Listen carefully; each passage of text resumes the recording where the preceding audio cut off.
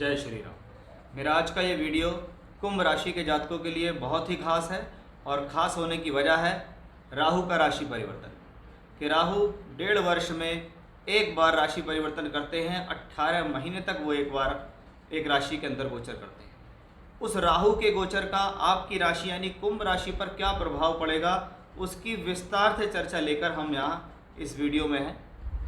इस वीडियो में हम आपको बहुत सारी ऐसी जानकारी देने वाले हैं जो आपके लिए बहुत महत्वपूर्ण होने वाली है, क्योंकि राहु अभी तक बृहस्पति के साथ गोचर कर रहा था, जहां उसने अप्रैल से लेकर अक्टूबर के महीने तक गुरु राहु का गुरु चांडाल दोष बनाया, जिसने कुछ हद तक आपको परेशान करने का प्रयास भी किया है।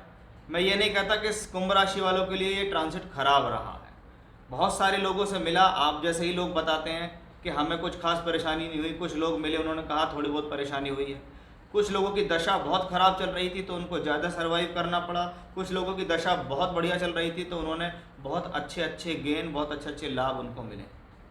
सामान्य तौर पर जब राहु केतु जैसा कोई ग्रह, शनि बृहस्पति जैसा कोई ग्रह राशि परिवर्तन करने जाता है तो वो ग्रह कहीं ना कहीं बहुत पहले ही, लगभग 40 दिन पहले ही अपने रिजल्ट, अपने परिणाम किसी न किसी रूप में देता है। उसके इफेक्ट आने शुरू हो जाते हैं पहले से ही।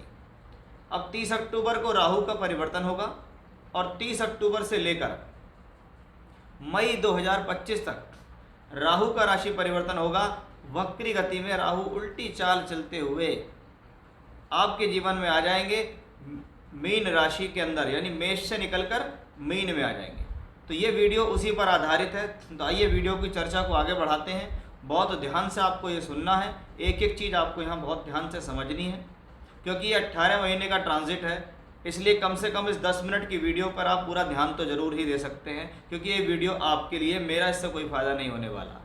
क्योंकि लोगों के मन में बड़ा वहम रहता है कि पंडित जी ने वीडियो डाल दी है यूट्यूब पे, अब तो इनके व्यूज़ आएंगे, तो व्यूज़ आते ही तो ये तो एक दिन में करोड़पति अरबपति होने वाले हैं। वो तो उन्हें जब पता लगेगा, जिस दिन वो अपना यूट्यूब चैनल बनाएंगे और सुबह शाम मेहनत करके वीडियो बनाएंगे, तब उनको पता लगेगा कि वो कितने पानी में खड़े हैं। आइए इस वीडियो में चर्चा क्या होने वाली है ये बता देता हूँ कि राहु मेष से निकलकर मीन राशि में आ जाएंगे। मीन राशि में राहु 18 महीने ट्रांजिट करेंगे, जिसमें वो 3 नक्षत्रों में गोचर करेंगे, रेवती, उत्तरा भाद्रपद और पूर्व भाद्रपद। साथ ही साथ राहु आपकी राशि से दूसरे यानी धन भाव में गोचर करेंगे। तो उसका क्या प्रभाव रहने वाला है, आपके स्वभाव पे क्या प्रभाव रहेगा, क्या लाभ, क्या हानि, क्या सावधानी, क्या उपाय करके आप इस गोचर को बेहतर बना सकते हैं, वो भी मैं आपको इस वीडियो पर बताऊंगा। सबसे पहले आप देख रहे हैं कि आज अप्रैल 2023 में बृहस्पति का राशि परिवर्तन हुआ और बृहस्पति तीसरे घर में पहुंच गए, और जैसे ही वो वहां पहुंचे राहु उनके साथ है। अब राहु का काम होता है किसी भी ग्रह के ऊपर ग्रहण लगाने का, कि उसके साथ अगर कोई ग्रह बन जाए, तो जैसे गुरु राहु बना तो गुरु चांडाल, मंगल राहु हुआ तो अंगारक योग, सूर्य राहु हुआ तो ग्रहण दोष, चंद्र राहु हुआ तो मेंटली टेंशन, शनि राहु हुआ तो प्रोफेशनली प्रॉब्लम। यानी राहु एग्जैक्टली वो प्लैनेट है जो साथ में बैठने के बाद प्रॉब्लम देता है। इसलिए जब से वो आया अप्रैल से लेकर अक्टूबर के बीच, इसने आपको किसी न किसी तौर पे प्रॉब्लम देने की कोशिश की, चाहे आपके निर्णयों को लेकर, चाहे फाइनेंशियली, चाहे प्रोफेशनली, किसी भी क्षेत्र को लेकर उसने समस्या देनी तो अवश्य शुरू करी। लेकिन अच्छी बात ये रही कि राहु और बृहस्पति दोनों प्लैनेट राशि से तीसरे घर के अंदर हैं, यानी आपके जीवन में एफर्ट्स जरूर बना के रखे। इस प्लैनेट ने मेहनत जरूर करा के रखी, योजनाओं पर लगातार काम जरूर करा के रखा। कहीं ना कहीं आप अपने जीवन में किसी न किसी प्रकार से मेहनत जरूर करते रहे, यानी आपका जो मन है, आपके जो विचार हैं, वो इस प्लैनेट ने टूटने नहीं दिए। अब गुरु राहु का योग तो खत्म हो जाएगा, क्योंकि राहु का परिवर्तन यहाँ से होगा। अब राहु का ये परिवर्तन किसकी राशि में होने वाला है, वो राशि है बृहस्पति की राशि।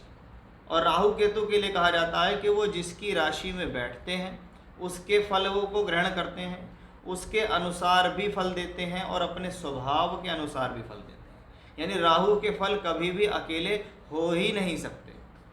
कुंडली में राहु देखना है तो देखो वो किन भावों में बैठा है, किस ग्रह की राशि में बैठा है, उसके अनुसार वो फल देगा।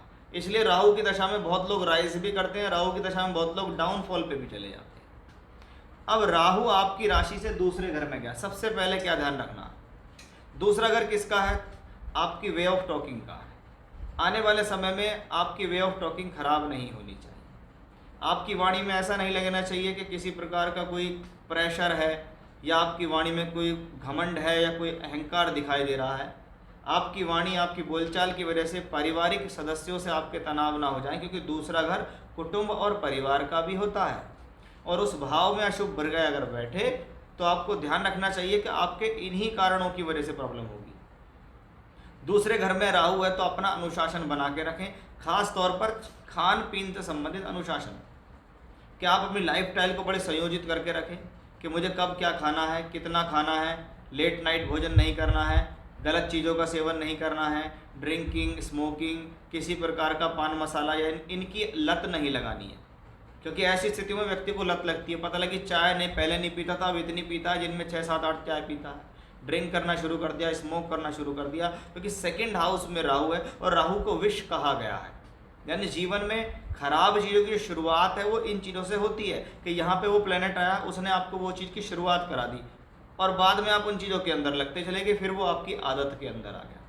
तो इस बात का सबसे पहले ध्यान रखें। राहु को धन भाव में जाना शुभ माना गया है, क्योंकि राहु वहाँ अकेला है, उस पर कोई अशुभ प्रभाव नहीं है। इसलिए धन भाव में बैठा हुआ राहु किसी न किसी साधन से सोर्स ऑफ इनकम तो देता रहेगा। यानी ये पैसे के लिहाज से ये शुभ है। कहीं ना कहीं परिवार से अगर आपको कोई सहयोग चाहिए, कुटुंब से सहयोग चाहिए, कुटुंब से धन चाहिए, तो भी ये ग्रह देने में सक्षम। बहुत बार संपत्ति के साथ साथ पैतृक संपत्ति से संबंधित स्थितियां भी राहु यहाँ सॉल्व करने में सक्षम दिखाई देता है। तो राहु वाणी स्थान पे है, उसका ध्यान रखें। खाने के स्थान पे है, उसका ध्यान रखें। धन स्थान पे है, वो ठीक रहेगा। परिवार के स्थान पे है, उसका ध्यान रखना है कि अपनी गलतियों से पारिवारिक मतभेद ना हो जाए।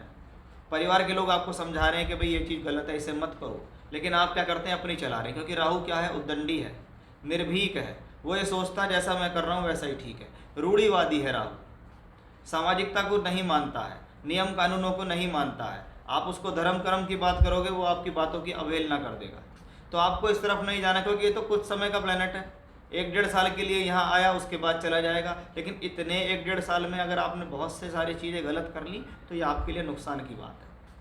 अब राहु यहाँ बृहस्पति की राशि में है, यानी कहीं ना कहीं उसके फल बृहस्पति पे आश्रित हैं। अब बृहस्पति यहाँ बैठा हुआ है तीसरे घर के अंदर, यानी इस दौरान जितना ज़्यादा लाइफ में ट्रैवलिंग्स होंगी, जितना ज़्यादा आप अपने काम का प्रचार प्रसार करेंगे, उतना आपके लिए शुभ रहेगा।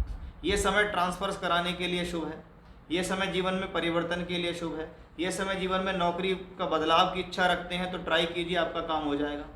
ये प्लेनेट आपको जीवन में किसी न किसी प्रकार से लगातार सोर्स ऑफ इनकम देता रहेगा, क्योंकि एक तो राहु धन भाव में, बृहस्पति धन भाव का स्वामी है, बृहस्पति लाभ स्थान का स्वामी है और यहाँ बैठा है। और बृहस्पति यहाँ कब तक है, मई 2024 तक है। इसका मतलब है कि राहु का ट्रांजिट जैसे ही मीन में पहुंचेगा तो नवंबर से लेकर और मई 2024 तक का समय आपके लिए बहुत बेहतर है, खास तौर पे धन और फाइनेंस के तौर पर। यानी प्रोफेशनली देखें भाई, कर्म करके ही तो पैसा आएगा। पैसा कहाँ से आएगा, कर्म करके। आप अगर देखें, राहु यहाँ से बैठ के कर्म स्थान को देखेगा तो बृहस्पति यहाँ से बैठ के अपने ही घर लाभ स्थान को देखेगा। यानी दोनों ही प्लैनेटों का संबंध कर्म और लाभ दोनों से है। राहु कहाँ बैठता है, उसकी कहाँ दृष्टि है, बृहस्पति कहाँ बैठता है, उसकी कहाँ दृष्टि है, क्योंकि राहु के फल बृहस्पति पे आश्रित है। अब इसी चीज़ में मैं एक चीज़ और जोड़ दूं कि राहु शुरुआत में बुध के नक्षत्र में ट्रांजिट करेगा, और वो बुध कौन है, पंचमेश है। यानी शुरुआती 7 महीने आपकी विद्या, बुद्धि, निर्णय, आपकी ज्ञान, आपकी एजुकेशन, आपकी हायर एजुकेशन, इनके लिए शुभ हो गए, क्योंकि बुध पंचमेश लक्ष्मी त्रिकोण का भी मालिक है, बुद्धि, निर्णय, ज्ञान का भी कारक है। तो उस लिहाज से ये कॉम्बिनेशन और शुभ हो जाता है। यानी शुरुआती 7 महीने आपके जीवन में एक बेहतर स्थिति और तरक्की की तरफ आपको ले जा रहे हैं। ये वो कॉम्बिनेशन है, इसके राहु की आदत है किसी चीज़ को अचानक से देना। तो सडन गेन, अचानक से होने वाले परिवर्तन से लाभ, अचानक से होने वाला फायदा, यात्राओं से लाभ, परिवर्तन, ट्रांसफर से लाभ आपको इस दौरान दिखाई देगा। फिर मई 2024 के बाद बृहस्पति का ट्रांजिट यहाँ से निकलकर वृषभ राशि में आ जाएगा। अब धन का स्वामी केंद्र में चल रहा है, राहु जिसकी राशि में है वो केंद्र में चल रहा है, और वो बृहस्पति यहाँ से बैठ के 10th हाउस को देखेगा। इसका मतलब ये जो बृहस्पति है, यानी ये जो राहु की वजह से बृहस्पति फल दे रहा है, और इसी दौरान ये शनि के नक्षत्र में भी गोचर करेगा, यानी बाद बीच के 6 महीने शनि के नक्षत्र के, और शनि उस दौरान यहाँ ट्रांजिट करेंगे आपकी ही राशि में, यानी ये समय पहले से और ज़्यादा बेहतर हो गया। ये समय आपके जीवन में कहीं ना कहीं दर्शाता है कि भाई हाँ, इस दौरान कुछ बेहतर और बड़ी स्थितियाँ हमें बनती दिखाई दे रही। इस दौरान अवश्य ये होता दिखाई दे रहा है कि ये समय आपके कर्म, कार्यक्षेत्र, सोर्स ऑफ इनकम के लिए शुभ है, यात्राओं के लिए शुभ है, दूर स्थान से जुड़कर काम करने के लिए शुभ है। और यहाँ तीसरा नक्षत्र आता है स्वयं बृहस्पति का नक्षत्र, और ये वही बृहस्पति है जो उसमें की राशि में राहु ट्रांजिट करेगा, और ये वही बृहस्पति है जो 2 धन का मालिक है। यानी आप समझ जाइए कि राहु का ट्रांजिट, राहु की स्थिति, राहु बृहस्पति की राशि में होना, राहु का 3 नक्षत्र यानी रेवती, उत्तराभाद्रपद और पूर्वाभाद्रपद, यानी बुध, शनि और बृहस्पति के नक्षत्रों में बृहस्पति का ये राहु का ये ट्रांजिट अति शुभ फलदायी दिखाई दे रहा है। कहीं से कहीं तक भी एक कॉम्बिनेशन ऐसा नहीं मिला जो नेगेटिव है। अब आप कहोगे कि ये नहीं, मेरे जीवन में तो ऐसा चल रहा है, वैसा चल रहा है। भैया मैं यहाँ सिर्फ आपको गोचर की जानकारी दे रहा हूँ। अगर आप ये समझ के इस वीडियो को सुनते हैं कि पंडित जी हमारी पूरी कुंडली का फलित बता रहे हैं, तो भाई इसके जिम्मेदार आप खुद हो। मैंने ऐसा कहीं भी नहीं कहा, ना मैं ऐसा और लोगों की तरह कहूँगा। मैं कहूँगा कि ये ट्रांजिट है, ये सिर्फ गोचर है। अगर इसके और परफेक्ट रिजल्ट चाहिए तो आप अपनी कुंडली से मैच करो। ट्रांजिट अगर अनुकूल है, कुंडली में दशा अनुकूल है, तो आप लखपति करोड़पति बन जाते हो। ट्रांजिट अनुकूल है, कुंडली में दशा अनुकूल नहीं है, तो सिर्फ वो दशा आपके बस औसत तौर पे चलती रहेगी। लेकिन ट्रांजिट यानी गोचर भी खराब और दशा भी खराब, तो आपके की बर्बादी को कोई रोक भी नहीं सकता है। तो इस तरह मैंने आपको यहाँ समझाया कि भैया कुंभ राशि के जातकों के लिए बहुत ही बेहतर समय मैं राहु के लिए कह सकता हूँ कि राहु धन में बैठ के कर्म भाव को देखेगा, राहु या छठे घर पे देखेगा, आपके शत्रुओं को हराएगा।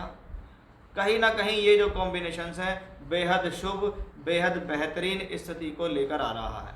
बहुत ही लॉजिकली, बहुत ही तरीके से मैंने आपको समझाया। इसमें कोई लाग लपेट नहीं है कि मैंने किसी बात को बढ़ा चढ़ा के बताया हो। जो बात दिख रही है वो मैंने आपको समझाई है। आशा करता हूँ इस सरल तरीके से जो मैंने आपको ये समझाया, इस बात को आप समझ गए होंगे। आने वाले समय में राहु का ट्रांजिट अवश्य ही कुंभ राशि के जातकों के लिए एक बेहद ही शुभ स्थिति को लेकर आ रहा है। जय श्री राम।